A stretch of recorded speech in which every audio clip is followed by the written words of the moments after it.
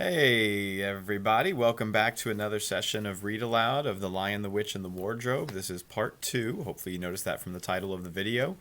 If you're just coming back after watching part one, or if it's been a little bit, or you need a quick review, we were introduced in part one to Peter, Susan, Edmund, and Lucy. Peter is the oldest, Lucy is the youngest.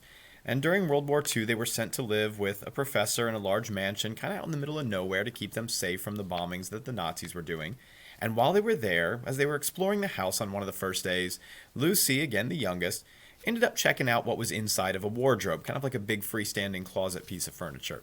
And when she went in, she was checking out the fur coats and then noticed that it just kept going, which was very odd considering it shouldn't have been that deep. She ended up in a strange place in the middle of a forest. It ends up being called Narnia. She met a faun, half person, half goat, named Mr. Tumnus. She went with him, which was a very foolish thing to do, as we discussed, just going off with a stranger like that. But it turned out fairly nice. They had tea, and he told her about life in the woods and things like that. She enjoyed spending time with him in his cave. But then he revealed that he was a kidnapper for someone called the White Witch. And he was very upset by this. He felt really bad for what he was about to do to Lucy. And she eventually convinced him to let her go. And Lucy was able to head back to the wardrobe, got back into our world, and was yelling to her siblings who were still exploring the house that she had finally come back. And that's where we pick up from part one as we continue with C.S. Lewis's The Lion, the Witch, and the Wardrobe. Lucy ran out of the empty room into the passage and found the other three. "It's all right," she repeated. "I've come back." "What on earth are you talking about, Lucy?" asked Susan.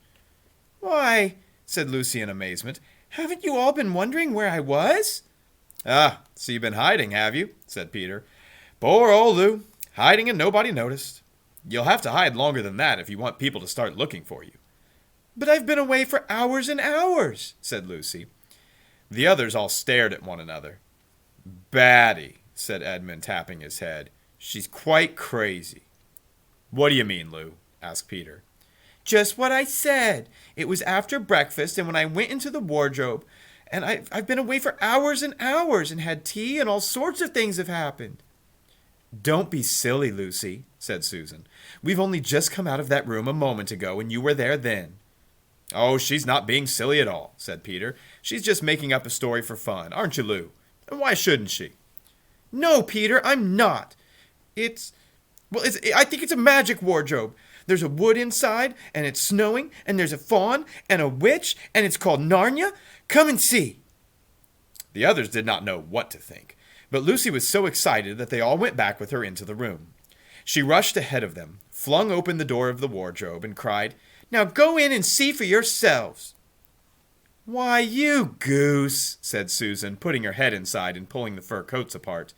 "It's just an ordinary wardrobe. Look, there's the back of it." Then everyone looked in and pulled the coats apart, and they all saw, Lucy herself saw, nothing but a perfectly ordinary wardrobe. There was no forest, no snow, only the back of the wardrobe with hooks on it. Peter went in and rapped his knuckles on it to make sure that it was solid. "Well, that was a jolly good hoax, Lou," he said as he came out again. "You've really taken us in, I must admit. I half believed you." "But it wasn't a hoax at all," said Lucy. "Really and truly. It was all different a moment ago. Honestly, it was. I promise." "Come on, Lou. That's going a bit far. You've had your joke. Hadn't you better drop it now?" Lucy grew very red in the face and tried to say something, though she hardly knew what she was trying to say, and burst into tears. For the next few days she was very miserable. She could have made up with the others quite easily at any moment, if she could have brought herself to say that the whole thing was only a story made up for fun. But Lucy was a very truthful girl, and she knew that she was really in the right, and she could not bring herself to say this. The others, who thought she was telling a lie, and a silly one at that, made her very unhappy. The two elder ones did this without meaning to do it, but Edmund could be spiteful. And on this occasion, he was spiteful. He sneered and jeered at Lucy and kept on asking her if she'd found any other new countries and other cupboards all over the house. What made it worse was that these days ought to have been delightful. The weather was fine, and they were outdoors from morning to night, bathing, fishing, climbing trees, birds nesting, and lying in the heather. but Lucy could not properly enjoy any of it. And so things went on until the next wet day. That day, when it came to the afternoon and there was still no sign of a break in the weather, they decided to play hide and seek. Susan was it, and as soon as the others scattered to hide, Lucy went to the room where the wardrobe was. She did not mean to hide in the wardrobe, because she knew that would only set the others talking again about the whole wretched business. But she did want to have one more look inside it, for by this time she was beginning to wonder herself whether Narnia and the fawn had not been a dream. The house was so large and complicated and full of hiding places that she figured she would have time to have one look into the wardrobe and then hide somewhere else more sensible. But as soon as she reached it, she heard steps in the passage outside, and then there was nothing for it but to jump into the wardrobe and hold the door closed behind her. She did not shut it properly because she knew that it is very silly to shut oneself into a wardrobe, even if it is not a magic one. Now the steps that she had heard were those of Edmund, and he came into the room just in time to see Lucy vanishing into the wardrobe. He at once decided to get into it himself. Not because he thought it a particularly good place to hide, but because he wanted to go on teasing her about her imaginary country. He opened the door. There were the coats hanging up as usual and a smell of mothballs, and darkness, and silence. But no sign of Lucy. She thinks I'm Susan come to catch her, said Edmund to himself, and so she's keeping very quiet in at the back. He jumped in and shut the door, forgetting what a very foolish thing this is to do. Then he began feeling about for Lucy in the dark. He had expected to find her in a few seconds and was quite surprised when he did not. He decided to open the door again and let in some light, but he could not find the door either. He didn't like this at all and began groping wildly in every direction. He even shouted out, "Lucy! Lou, where are you? I know you're here!" But there was no answer, and Edmund noticed that his own voice had a curious sound. Not the sound you would expect in a cupboard or a closet, but a kind of open-air sound. He also noticed that he was unexpectedly cold, and then he saw a light. "Oh, thank goodness," said Edmund. "The door must have swung open of its own." He forgot all about Lucy and went toward the light, which he thought was the open door of the wardrobe. But instead of finding himself stepping out into the spare room, he found himself stepping out from the shadow of some thick, dark fir trees into an open place in the middle of a wood. There was crisp, dry snow under his feet, and more snow lying on the branches of the trees. Overhead there was a pale blue sky, the sort of sky one sees on a fine winter day in the morning. Straight ahead of him he saw between the tree trunks the sun just rising, very red and clear. Everything seemed perfectly still, as if he were the only living creature in that country. There was not even a robin or a squirrel among the trees, and the wood stretched as far as he could see in every direction. He shivered. He now remembered that he had been looking for Lucy. He also remembered how unpleasant he had been to her about her imaginary country, which now clearly turned out not to have been imaginary at all. He thought that she must be somewhere quite close, so he shouted, "Lucy! Lucy, I'm here too! It's Edmund!" There was no answer. She must be angry about all the things I've been saying lately, thought Edmund. And though he did not like to admit that he had been wrong, he also did not much like being alone in this strange, cold, quiet place, so he shouted again. "I say, Lou, I'm sorry I didn't believe you. I see now you were right all along. Do come out and make it right." Still there was no answer. "Oh, just like a girl," said Edmund to himself, "off sulking somewhere and won't accept an apology." He looked around him again and decided he did not much like this place, and had almost made up his mind to go home when he heard very far off in the wood a sound of bells. He listened, and the sound came nearer and nearer, and at last there swept into sight a sleigh drawn by 2 reindeer. The reindeer were about the size of Shetland ponies, and their hair was so white that even the snow hardly looked white compared with them. Their branching horns were gilded and shone like something on fire when the sunrise caught them. Their harness was of scarlet leather and covered with bells.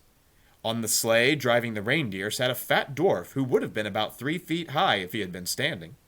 He was dressed in polar bear's fur, and on his head he wore a red hood with a long gold tassel hanging down from its point. His huge beard covered his knees and served him instead of a rug. But behind him, on a much higher seat in the middle of the sleigh, sat a very different person. A great lady, taller than any woman that Edmund had ever seen.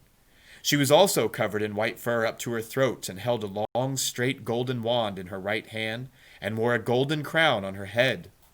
Her face was white, not merely pale, but white like snow or paper or icing sugar, except for her very red mouth. It was a beautiful face in other respects, but proud and cold and stern. The sleigh was a fine sight as it came sweeping towards Edmund with the bells jingling and the dwarf cracking his whip and the snow flying up on each side of it.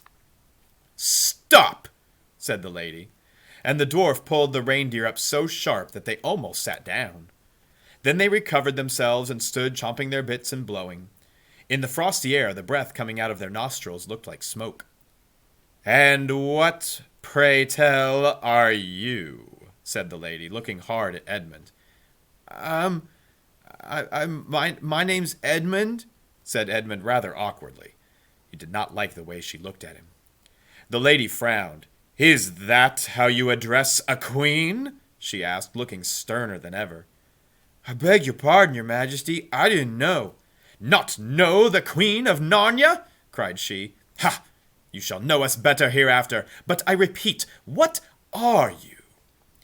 "Please, your majesty, I don't know what you mean. I'm at school, at least I was. It's the holidays now." "But what are you?" said the queen again. "Are you a great overgrown dwarf that has cut off its beard?" "No, your majesty, I never had a beard. I'm a boy." "A boy? Do you mean you're a son of Adam?" Edmund stood still, saying nothing. He was far too confused by this time to understand her question meant, is he human? "I see you're an idiot, whatever else you may be. Answer me once and for all, or I shall lose my patience. Are you human?" "Yes, your majesty," said Edmund. "And how, pray, did you come to enter my dominions?" "Please, your majesty, I came in through a wardrobe." "A wardrobe? What do you mean?" "I just opened a door and found myself here, your majesty," said Edmund. "Huh," said the queen, speaking more to herself than to him. "A door? A door from the world of men. I have heard of such things. This may wreck all. But he is only one, and he is easily dealt with." As she spoke these words, she rose from her seat and looked Edmund full in the face, her eyes flaming. At the same moment she raised her wand. Edmund felt sure she was going to do something dreadful, but he seemed unable to move. Then, just as he gave himself up for lost, she appeared to change her mind. "My poor child," she said in quite a different voice. "How cold you look. Come, sit with me here on the sleigh, and I will put my robe around you, and we will talk." Edmund did not like this arrangement at all, but he dared not disobey. He stepped onto the sleigh and sat at her feet, and she put a fold of her fur mantle around him and tucked it well in. "Perhaps something hot to drink?" said the queen. "Should you like that?" "Oh, yes, please, your majesty," said Edmund, whose teeth were beginning to chatter. The queen took from somewhere among her wrappings a very small bottle which looked as if it were made of copper. Then, holding out her arm, she let one drop fall from it to the snow beside the sleigh. Edmund saw the drop for a second in mid-air, shining like a diamond, but the moment it touched the snow, there was a hissing sound, and there stood a jeweled cup full of something that steamed. The dwarf immediately took this and handed it to Edmund with a bow and a smile, though not a very nice smile. Edmund felt much better as he began to sip the hot drink. It was something he had never tasted before, very sweet and foamy and creamy, and it warmed him right down to his toes. "It is dull, son of Adam, to drink without eating," said the queen presently. "What would you like best to eat?" "Oh, Turkish Delight, please, your majesty," said Edmund. For those of you that don't know what Turkish Delight is, kind of imagine something often cut into cubes that is kind of halfway between taffy and a gummy, and that kind of gives you an idea of what Turkish Delight is. In England, it's an extremely popular treat. You can find it in dozens of different flavors. It often has like a light coating of powdered sugar to make it a little bit easier and less sticky to handle. You can sometimes find it with things like almonds or pistachios in it, and tons of different fruit flavors, and even rose flavor. It's really quite delicious if you ever get a chance to try it. The queen let another drop fall from her bottle onto the snow, and instantly there appeared a round box tied with green silk ribbon, which when opened turned out to contain several pounds of the best Turkish delight. Each piece was sweet and light to the very center, and Edmund had never tasted anything more delicious. He was quite warm now and full and very comfortable. While he was eating, the queen kept asking him questions. At first, Edmund tried to remember that it's rude to speak with one's mouth full, but soon he forgot about this and thought only of trying to shovel down as much Turkish delight as he could. And the more he ate, the more he wanted to eat. And he never asked himself why the queen should be so inquisitive. She got him to tell her that he had one brother and two sisters, and that one of his sisters had already been in Narnia and had met a faun, and that no one except himself and his brother and sisters knew anything about Narnia. She seemed especially interested in the fact that there were 4 of them, and kept on coming back to it. "You are sure there are just 4 of you, 2 sons of Adam and 2 daughters of Eve, neither more nor less?" And Edmund, with his mouth full of Turkish delight, kept on saying, "Yes, I told you that before," and forgetting to call her Your Majesty, but she didn't seem to mind now. At last the Turkish delight was all finished, and Edmund was looking very hard at the empty box, wishing that she would ask him whether he would like some more. Probably the queen knew quite well what he was thinking, for she knew, though Edmund did not, that this was enchanted Turkish delight, and that anyone who had once tasted it would want more and more of it, and would even, if they were allowed, go on eating it till they killed themselves. But she did not offer him any more. Instead, she said to him, "Son of Adam, I should so much like to see your brother and your 2 sisters. Will you bring them to me?" "I'll try," said Edmund, still looking at the empty box. "Because if you did come again, bringing them with you, of course, I'd be able to give you some more Turkish delight. I can't do it now. The magic will work only once. In my own house, however, it would be another matter." "Why can't we go to your house now?" said Edmund. When he had first got onto the sleigh, he had been afraid that she might drive away with him to some unknown place from which he would not be able to get back. But he had forgotten about that fear now. "Oh, it is a lovely place, my house. I'm sure you would like it. There are whole rooms full of Turkish delight. And what's more, I have no children of my own. I would love a nice boy whom I could bring up as a prince, and who would be king of Narnia when I am gone. While he was prince, he would wear a gold crown and eat Turkish delight all day long. And you are by far the cleverest and most handsome young man I've ever met. I think I would like to make you the prince, some day, when you bring the others to visit me." "Why not now?" said Edmund. His face had become very red, and his mouth and fingers were sticky. He did not look either clever or handsome, whatever the queen might say. "Oh, but if I took you there now, I shouldn't see your brother and your sisters. I very much want to know your charming relations. You are to be the prince and later on the king, that is understood. But you must have courtiers and advisers and nobles. I will make your brother a duke and your sisters duchesses." "There's nothing special about them. And anyway, I could always bring them some other time." "Ah, but once you were in my house, you might forget all about them. You would be enjoying yourself so much that you wouldn't want the bother of going to fetch them. No, you must go back to your own country now, and come to me another day. With them, you understand. It's no good coming without them." "But I don't even know the way back to my own country," pleaded Edmund. "That's easy," answered the queen. "Do you see that lamp?" She pointed with her wand, and Edmund turned and saw the same lamp-post under which Lucy had met the faun. "Straight on beyond that is the way to the world of men. And now look the other way." Here she pointed in the opposite direction. "And tell me if you can see 2 little hills rising above the trees." "Think I can," said Edmund. "Well, my house is between those 2 hills. So the next time you come, you have only to find the lamp-post and look for those 2 hills, and walk through the woods till you reach my house. You should keep the river on your right when you get to it. But remember, you must bring the others with you. I might have to be very angry with you if you came alone." "I'll do my best," said Edmund. "And by the way," said the queen, "you needn't tell them about me. It would be fun to keep it a secret between us 2, wouldn't it? Make it a surprise for them. Just bring them along to the 2 hills. A clever boy like you will easily think of some excuse for doing that. And when you come to my house, you could just say, 'Let's see who lives here,' or something like that. I'm sure that would be best.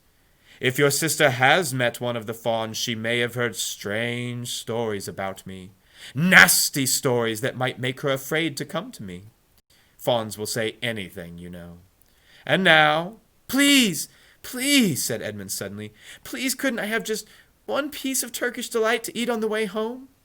No, no, said the Queen with a laugh. You must wait till next time. While she spoke, she signaled to the dwarf to drive on. But as the sleigh swept away out of sight, the Queen waved to Edmund, calling out, Next time! Next time, don't forget! Come soon! Edmund was still staring after the sleigh when he heard someone calling his own name, and looking around he saw Lucy coming towards him from another part of the woods. Oh, Edmund, so you've got in too? Isn't it wonderful? And now... All right, said Edmund. I see you were right, and it's a magic wardrobe after all.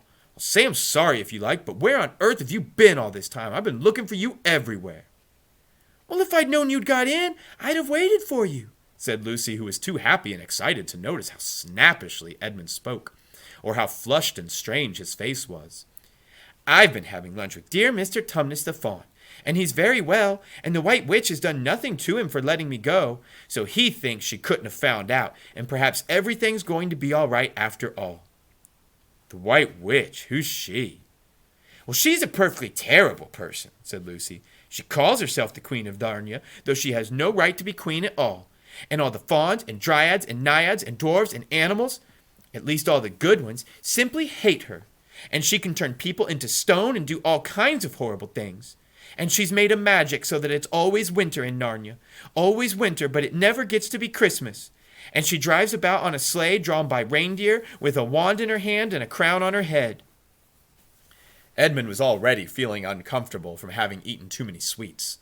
But when he heard that the lady he had made friends with was a dangerous witch, he felt even more uncomfortable.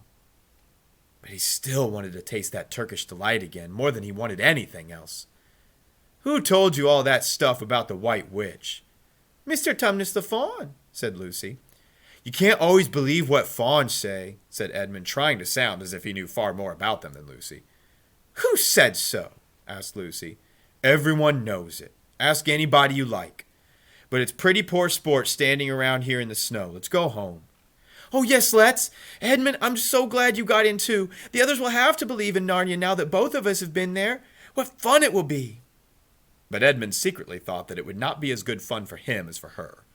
He would have to admit that Lucy had been right before all the others, and he felt sure the others would all be on the side of the fawns and the animals. But he was already more than half on the side of the witch. He did not know what he would say or how he would keep his secret once they were all talking about Narnia. By this time they had walked a good way. Then suddenly they felt coats around them instead of branches, and the next moment they were both standing outside the wardrobe in the empty room. I say, said Lucy, you look awful, Edmund. Don't you feel well? I'm fine, said Edmund. But this was not true. He was feeling very sick.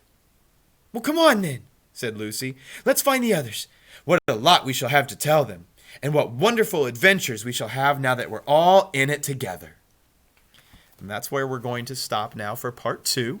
Hopefully we'll be able to get part 3 uploaded in the next day or two so you can continue getting caught up on The Lion, the Witch, and the Wardrobe. We should be able to finish it up later next week. And then the following week for reading, we'll have a variety of different activities. We'll tie some in with reading. There'll also be a writing project that we'll be doing in the next week or two that ties in with this story and another special activity that we're working on. And hopefully you'll enjoy those when the time comes for that. So thank you, hybrid students, and anyone else that might just be watching this video, just reviewing some of the stuff that you read or catching up on a day that you were absent.